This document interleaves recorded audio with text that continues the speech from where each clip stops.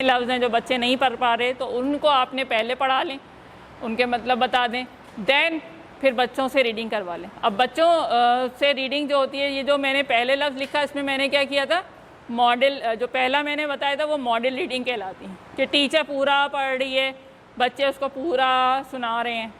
Model reading करते वक्त एक गलती करती हैं टीचर्स कि टीचर जो हैं उसको रटवा देती हैं।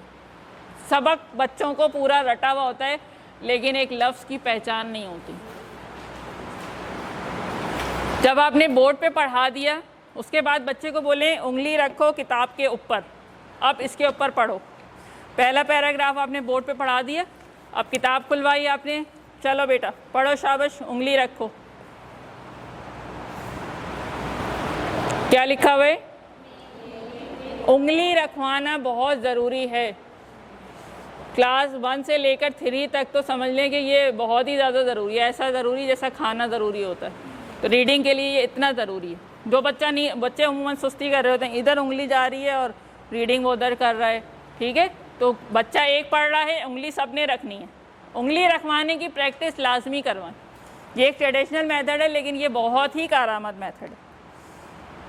तो जब आपने इसको बोर्ड पे पढ़ा दिया होगा तो वो बासानी उसको समझ में आ गया होगा कि ये मेरी है, ये प्यारी है, ये डायरी है, ठीक है।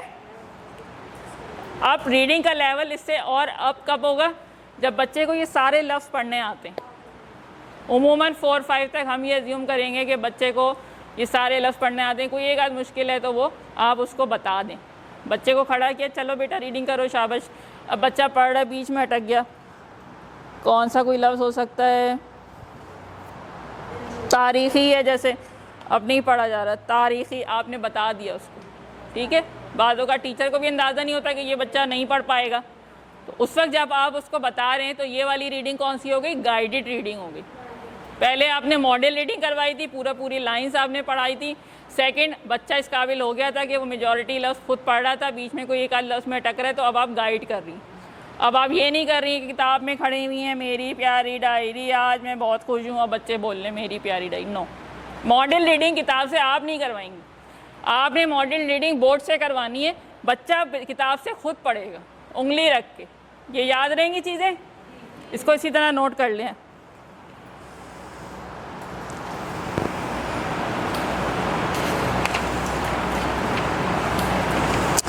फिर आपके आ जाते हैं अल्फाज मायने। मिसाल के तौर पे हाँ, जैसे इसमें है पाकिस्तान के मुख्तलिफ़ इलाक़ों और इनमें बसने वालों। उमूमन बसने का जो वर्ड है वो हम नॉर्मल लैंग्वेज में यूज़ नहीं कर पा रहे थे। बहुत सारे ऐसे लफ्ज़ जो यूज़ कर पा रहे होते हैं वो बच्चों की समझ में आ जाते हैं। तो अब आप क्या करेंगी? इस लफ्ज़ का मतलब बता देंगी कॉन्टेक्स्ट में क्या है। चलें, कौन बताएगा मुझे बसने का आप कैसे एक्सप्लेन करेंगी मतलब? जी बेटा। और दूसरी तरह से कौन बताएगा? और अगर मिसाल देनी हो, बिल्कुल, ठीक है। तो एक दफ़ा नहीं, टीचर को एक ही बात घुमा फिरा के कहनी आनी चाहिए। मुख्तलिफ़ इलाक़ों में बसने वालों के रहन सहन। बसने वाले जैसे बेटे आप यहाँ अपने घर में रहते हैं, आपके मोहल्ले में और लोग रहते हैं तो वो वहाँ बसते हैं, ठीक है। तो इस तरह से मिसालें दे दे के उसकी ज़िंदगी के हकीकी तजुर्बात से उसको जोड़ के आपने वो मतलब समझाना है। बहुत शुरू में मैंने क्या कहा था कि अंडरस्टैंडिंग कहाँ से शुरू होती है? इन्वायरमेंट से, कॉन्टेक्स्ट से। जैसे ही आप किसी नए लफ्ज़ को उसके कॉन्टेक्स्ट से जोड़ती हैं फटाफट उसको समझ में आ जाता है। ये क्या चीज़ है? कॉम्प्रिहेंशन। क्या चीज़ है ये? कॉम्प्रिहेंशन, इसको इंग्लिश में कहते हैं, और उर्दू में समझना, ठीक है, समझना। जो आगे हमारा एक वो भी है, इसमें समझिए और मश्क का हिस्सा, समझिए और लिखिए। अच्छा, अब आपने ये साथ साथ इसको बच्चों से ही पूछ लें। मेरी प्यारी डायरी, आज मैं बहुत खुश हूँ। सारा बाजी ने आज बच्चों को पाकिस्तान के मुख्तलिफ़ इलाक़ों इनमें बसने वालों के रहन सहन के बारे में एक दिलचस्प और मालूमाती दस्तावेज़ फ़िल्म दिखाई। एक पैराग्राफ बच्चों की रीडिंग हो गई है, ठीक है। अब रीडिंग के बाद दूसरा स्टेप क्या है? कॉम्प्रिहेंशन का। कॉम्प्रिहेंशन में आप लेक्चर नहीं देंगे, ठीक है। एक दो वर्ड जो बच्चों को हो सकता है नहीं समझ में आ रहा है, आपने उसका मतलब बता देना है। अब उनसे पूछे बेटा इसमें जो है कौन खुश है? कौन खुश है? सारा खुश है। क्यों खुश है?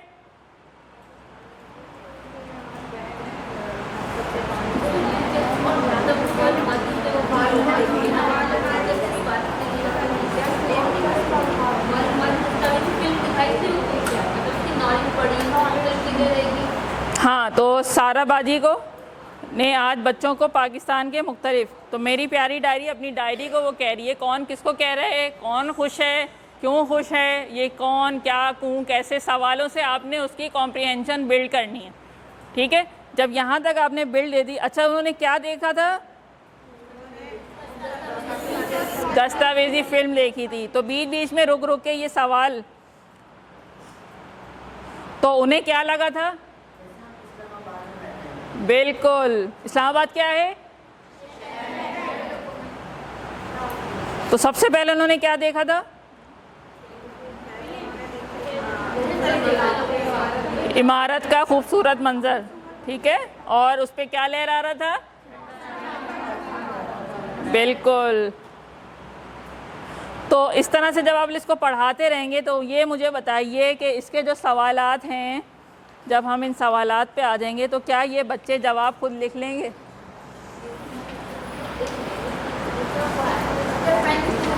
अगर इसी तरह पढ़ाएंगे तो बच्चे इस सवालों के, ये जो मश्क है आपकी, इसमें सबसे पहले क्या आ रहा है? पढ़िए और समझिए। इन्होंने मुश्किल अल्फाज या नए अल्फाज के मायने दे दिए, इसको आपने कॉन्टेक्स्ट में समझाना है। अल्फाज मायने कैसे समझाने हैं या बताने हैं?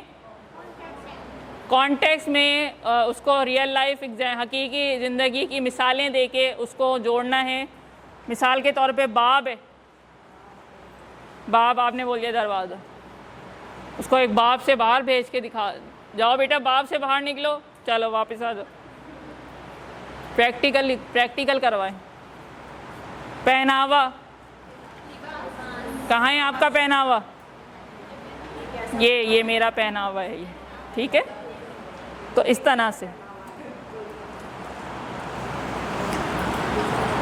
अब एक और मैं ट्रिक आपको बताती हूँ, बाज़ औक़ात नहीं समझ में आ रहा है बच्चे को, तो यहाँ पे सवालात आए हुए। नेक्स्ट पेज नंबर 25 फिल्म के आखिरी हिस्से का मंजर अपने अल्फाज में बयान करें। सवाल को पढ़ना और उसको समझना भी सीखना है बच्चे ने। कैसे? मिसाल के तौर पे सवाल में पूछा हुआ है फिल्म कीवर्ड्स का मतलब क्या है कि कीवर्ड का उर्दू क्या होगा? नहीं चलें अभी फ़िलहाल कीवर्ड ही इसमें कौन कौन से कीवर्ड आ रहा है? फिल्म आ रहा है, आखिरी हिस्सा आ रहा है, अपने अल्फाज या मंजर। जब ये पूरा चैप्टर बच्चे ने पढ़ा होगा तो उनको बोले बताओ बेटा कि कौन सी जगह पे आखिरी हिस्से की बात हो रही है। वो फटाफट आपको बताएगा बेटा मिस मेरे आखिरी हिस्से की बात हो रही है पेज नंबर 24 पे, यहाँ पे। अच्छा चलो पढ़ो, पढ़ लिया, अभी पढ़ तो खैर पहले ही लिया था। अब करना क्या है कि ये आखिरी जो हिस्सा है इसको अपने अल्फाज में लिखना है। इंग्लिश में इसको कहते हैं पैराफ्रेजिंग। किसी यानी कि कोई चीज़ लिखी हुई है तो आप उसके थोड़े से अल्फाज का रद्द बदल करके उसको दोबारा लिखें। मिसाल के तौर पे यहाँ कुछ घोड़ों पर सवार होकर हॉकी की तर्ज का कोई खेल खेल रहे थे। अभी हम एक जुमले को बदल के देखते हैं कैसे बदलेंगे। इस एक जुमले को आप किसी और तरह से मुझे बताएं।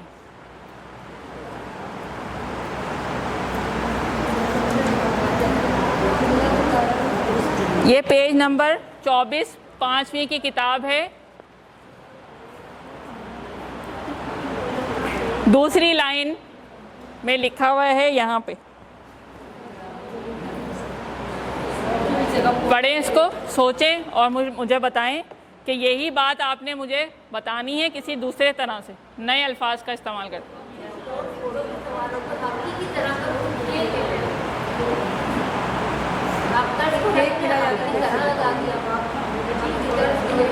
बिल्कुल, तो इन्होंने क्या किया, तर्ज की जगह क्या लगा दिया? तरह। तर्ज को रिप्लेस कर दिया तरह से। ठीक है, हाँ, घोड़ों पर सवार, सवार को इन्होंने कर दिया रिप्लेस बैठ कर।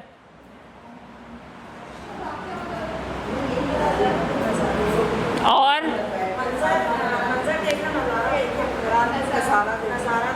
बिल्कुल मंजर नज़ारा भी हो सकता है, मंजर को नज़ारा कर दिया।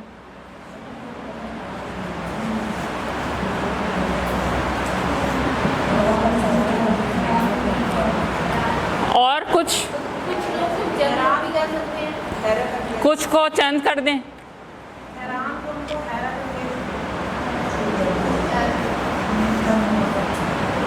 हैरान को हैरत कर दिया।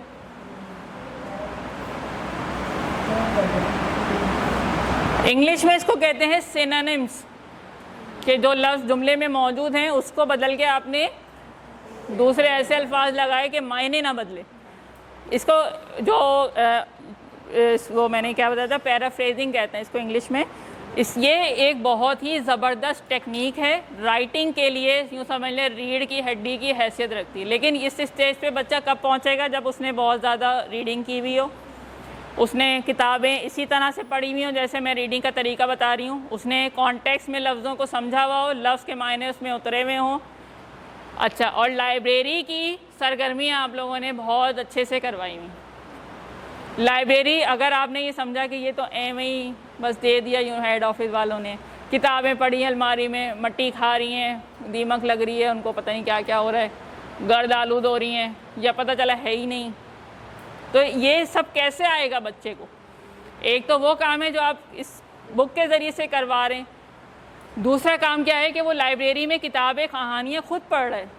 जब बच्चे किताब पढ़ रहे होते हैं तो वो किताब में सिर्फ टेक्स्ट नहीं पढ़ रहा होता, उसके ज़रिए से उसको ख़यालात, किस बात का इजहार किस तरह से करना है और लिखाई में किस तरह से करना है। गुजारिश है कि मोबाइल फ़ोन रख दें अपने, ये इतने कीमती वक्त को जब यहाँ पर आए हैं तो उसको इस्तेमाल करें उसी इफ़ेक्टिवली। तो बहरहाल तो ये वाली सरगर्मी इसी तरह से लिखने में भी और बोलने में भी। अब आप इसको मुझे बोल के दिखाएं, यही वाला सेंटेंस। यहाँ कुछ लोग घोड़ों पर सवार होकर हॉकी की तर्ज का कोई खेल खेल रहे थे। इसको जुमला बदल दें अब।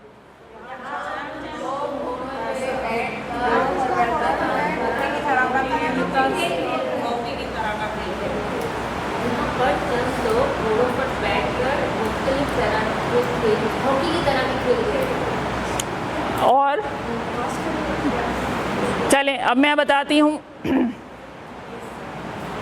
कुछ घुड़सवार या चंद घुड़सवार एक खेल खेल रहे थे जो हॉकी से मुशाबह था या हॉकी से मिलता जुलता था, ऐसे भी कर सकते, ठीक है। तो खैर, तो जब आप लोग ये प्रैक्टिस करवाएंगे तो बच्चे आराम से इसका पूरा जवाब अपने अल्फाज में लिख सकते हैं। उनको मश्क करवाएंगे तो बच्चे आराम से, उनको बताएं, जैसे मैंने आपको बुनियाद बताई ना कि कैसे हम लफ्ज़ों को बदलेंगे, गाइड कर लें। शुरू में थोड़ी सी प्रैक्टिस करवाएंगे, आहिस्ता आहिस्ता वो इंशाल्लाह अपने लफ्ज़ों में। माशाल्लाह मेरी बेटी, मैं कोई तारीफ़ नहीं कर रही हूँ, लिटरली मैंने इस पर कोई मेहनत नहीं की है, मेरा उसमें कोई कमाल नहीं है, ये उनका शौक़ था। मेरा काम सिर्फ ये था कि पैसे खर्च करूँ, किताबें लूँ और उनको दे दूँ, कहानियों की किताबें, रिसाले, साथी मैगज़ीन, फ़लाना मैगज़ीन, ढिमकाना, और नॉवेल्स पढ़ना शुरू कर दिया उन्होंने। मामा मुझे नॉवेल चाहिए, अच्छा भी दे दिया नॉवेल। सिर्फ मेरा काम था ख़रीद के उनको देना। अब वो नॉवेल उन्होंने इतने मोटे रजिस्टर का एक नॉवेल खुद लिख के उन्हें दिया। तो ये आपके बच्चे भी कर सकते हैं, ये कोई ऐसी अनहोनी नहीं है। जब आपके बच्चे आपको लिख लिख के दे रहे होंगे ना, आप यकीन करें वो जो सेटिस्फेक्शन, खुशी का वो लम्हा होगा, वो आपके दिल में जो एक पैदा होगा, वो एहसास अचीवमेंट का, उसका कोई नेमुल बदल नहीं। वो सैलरी हेड ऑफिस से आने वाली, उसका कोई नेमुल बदल नहीं, समझ गए आप। लेकिन आपने ये सारी हिदायत को फॉलो करना, तब ये जाके अचीवमेंट हासिल होगी। वरना क्या होगा, बच्चा मैट्रिक में बैठ के चीटिंग कर रहा होगा। बच्चे चीटिंग क्यों करते हैं? क्योंकि हमने उनको सिखाया ही नहीं है, वो सारा वक्त हमने उनको ज़ाया करवा दिया अपनी आसानी के लिए, या हमने हमें आता नहीं था, या हमने उसको सीखने की ज़हमत नहीं की, या पता भी था तो हमने उसको इम्प्लीमेंट नहीं किया, वगैरह वगैरह। तो यहाँ पे मैंने आपको रीडिंग के मुख्तलिफ़ सरगर्मियाँ भी एक साथ ही करवा दी। तो पढ़ाई के बुनियादी तौर पे 3 मराइल होते हैं, ठीक है। मतन की पढ़ाई से कबल मैंने बता दिए, नए अल्फाज आपने बोर्ड पे लिखना, उसके मायने समझाएं कॉन्टेक्स्ट के ज़रिए से, मिसालें दे दे के। मतन की पढ़ाई कैसे करवानी है, बच्चों के लेवल के हिसाब से, चाहे एक लाइन पूरी लिखनी पड़े, चाहे अल्फाज लिखने पड़ें, फिर किताब के ऊपर आएँ। और उसके बाद फिर आपने उनसे क्वेश्चनिंग करके ये समझना है कि क्या ये बच्चा जो मतन पढ़ रहा है इसको अंडरस्टैंड कर पा रहा है या नहीं कर पा रहा है, इसको समझ भी आ रही है ये बात। तो वो चीज़ मैंने क्या कहा था, क्या होती है, समझ बूझ या कॉम्प्रिहेंशन। मतन की पढ़ाई के बाद पैराफ्रेजिंग भी बता दी, मश्क के ऊपर आ गए थे हम। आपकी मश्क भी कितनी तरह की है, इसको देख लेते हैं। मश्क पे हम देख लेते हैं, फिर हम इंशाल्लाह एक और अहम चीज़ के ऊपर आएंगे। मश्क में सबसे पहले है आपके पास पढ़िए और समझिए। जिन लोगों को नहीं पता, जिन्होंने बुक खोल के अभी तक नहीं देखी, तो ये चैप्टर के बाद मश्क आ जाती है। और यहाँ पे आपके पास पहला जो होता है सेक्शन, वो होता है पढ़िए और समझिए में। इस पढ़िए और समझिए में अल्फाज मायने होते हैं, और हमने मैनुअल में ये लिखा है कि आपने उनसे जुमले भी बनवाने। जुमले कैसे बनवाने, अभी जैसे मैंने एक पैराफ्रेजिंग की मिसाल दी, बच्चों से कोशिश किया करें कि एक ही लफ्ज़ के 2-2, 3-3 जुमले बनवा लें। मिसाल के तौर पे ये बाब है, अब यहाँ पे एक जुमला बताएं कोई। जुमले बच्चों की टोटल तख्लीकी लिखाई होती है, आपने उंगली पकड़वा के बच्चों से जुमले नहीं लिखवाने, ना ही सब बच्चों की कॉपी पे एक से जुमले होने चाहिए, ठीक है। किताब के पहले बाब में 2 कहानियाँ थीं, एक जुमला मैंने बनाया बाब का, आप बनाएं। अब आपकी बारी है। मिसाल दे दी टीचर ने, ठीक है। अब बच्चे वो जुमला यूज़ नहीं करेगा जो टीचर ने बताया है जी। दूसरे जो, हाँ बताएं।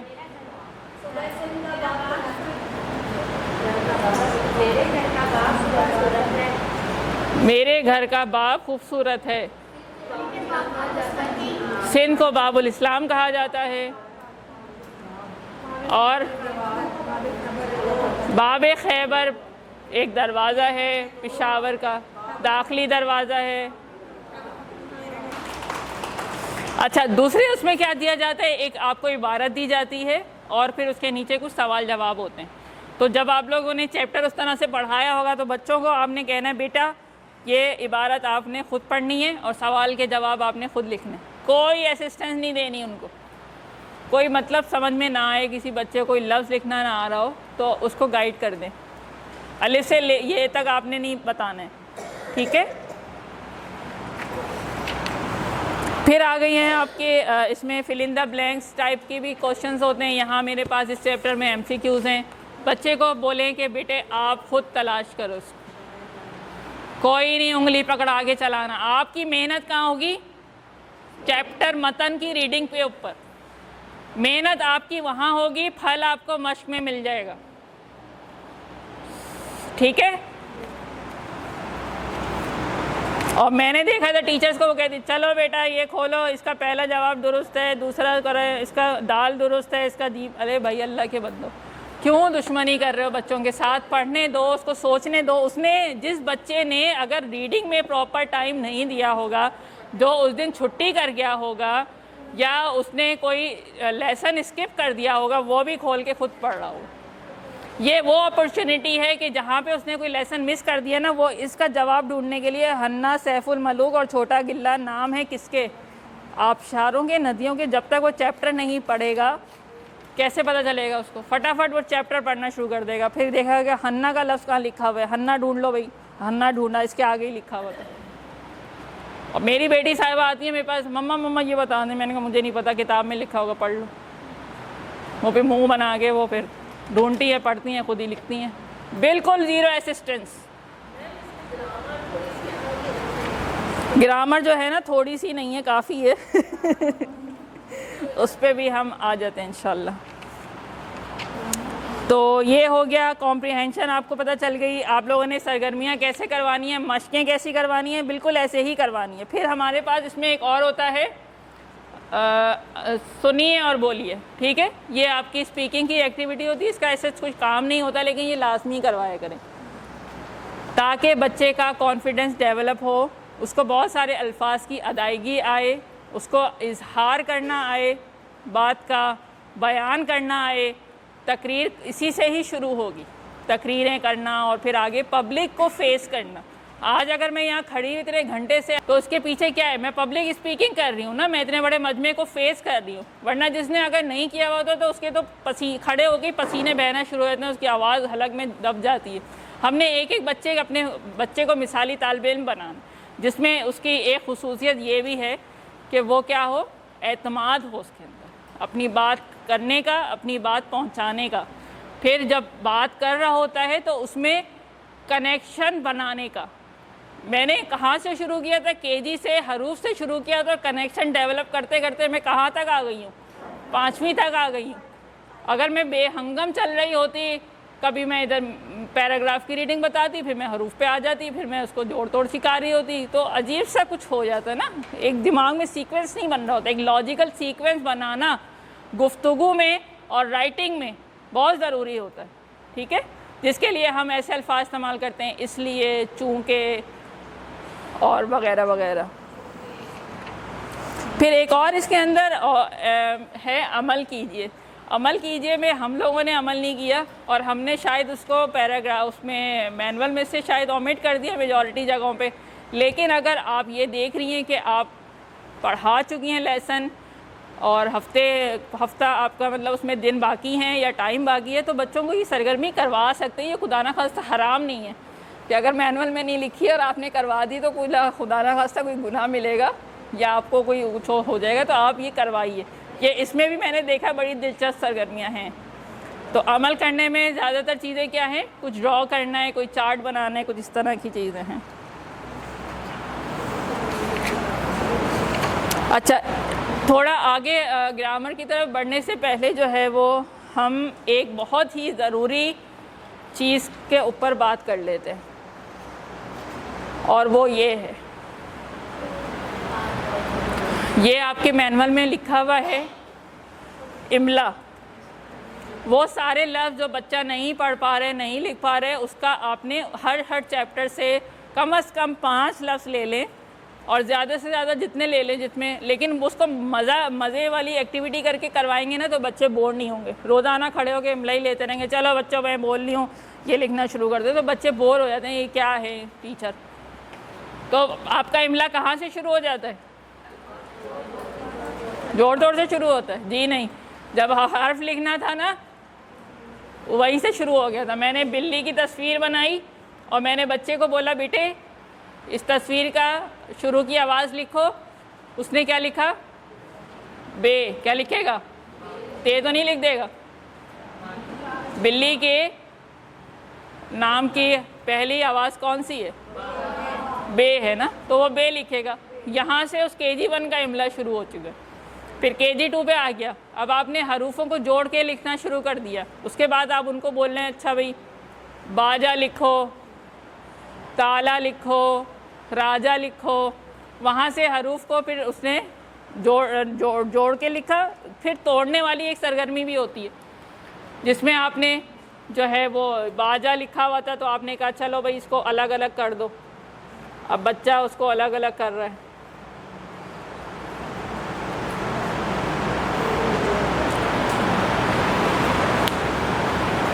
इसकी वर्कशीट के ज़रिए से भी करवा सकते हैं आप। ये एक और बड़ी मज़े की सरगर्मी होती है, उमूमन हम खेल खेल में भी कर रहे होते हैं।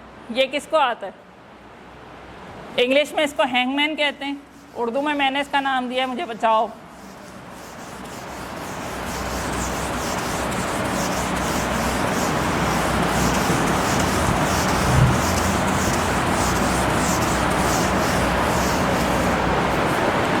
हाँ भाई,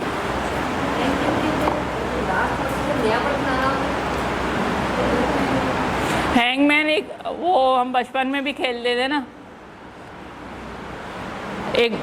मैंने एक लफ्ज़ सोचा, ठीक है,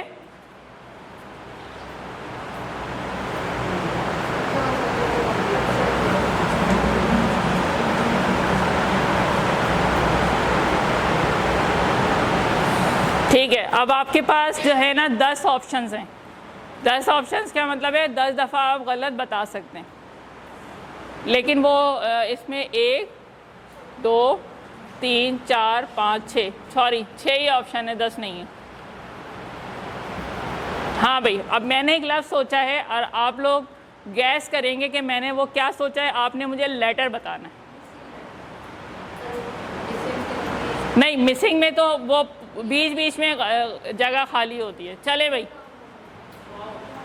वाओ, इसको बचाना है आपने, ये लटक जाएगा फांसी पे, वरना हैंगमैन लटका हुआ है, फांसी लग जाएगी। बे, अलिफ किसने बोला?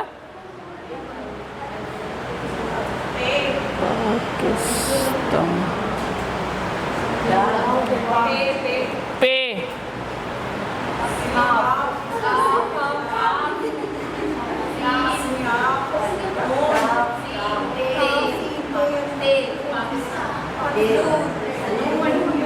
अच्छा, होता ये है कि जब बच्चों को पूरा उसका याद हो गया हरूफ, तो वो फटाफट 1 से 2 सही होने पर ही गैस कर लेते हैं। जैसे मैंने 2 अलिफ लगाए और फटाफट आप लोगों ने उसको 1 से 2 बार में गैस कर लिया। तो ये एक्टिविटी है, आप पेयर में भी दे सकती हैं कि चलो बेटा आज हम जो है ना खेल खेलेंगे। आज मुझे थोड़ा सा काम है, मैं ज़रा आपकी कॉपी चेकिंग कर लेती हूँ, आप लोग ये खेल खेलें। ये वाला चैप्टर है आपका ए वतन तू सलामत रहे। इसमें से पहले आपने गैस करना है और वो उसका आंसर कर रहे होंगे या वो उसको सोच रहे होंगे वर्ड को, और फिर इस तरह से ऑल्टरनेट कर ले। कम से कम 10 वर्ड के आपने जो है ना वो एक्टिविटी करनी है बस, और फिर मुझे बताना है कि कहाँ कहाँ लिखा हुआ है आपने।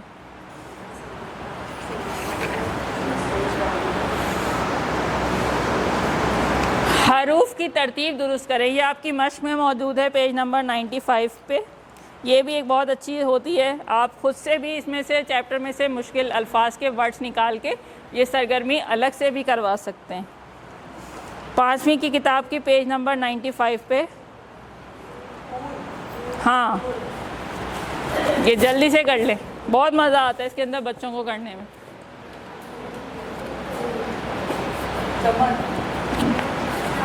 बोलना नहीं है, अपना अपना करो वरना उनके नंबर बढ़ जाएंगे।